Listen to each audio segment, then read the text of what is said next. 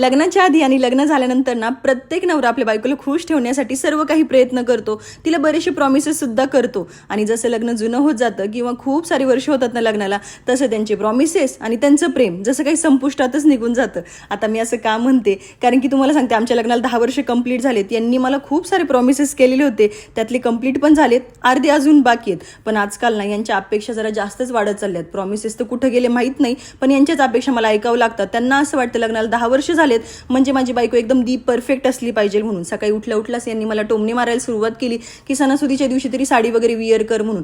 पण प्रेग्नेन्सीमुळे किंवा पोट वाढल्यामुळे ना मला आहे ना साडीमध्ये अनकम्फर्टेबल फील होतं, बिलकुल पण बरं वाटत नाही मला. आणि त्यांचं हे बोलणं ऐकून ना रागारागात मी आहे ना साडी विअर केली आणि मी यांना म्हटलं की मला आता असंच घेऊन चला बाजारामध्ये.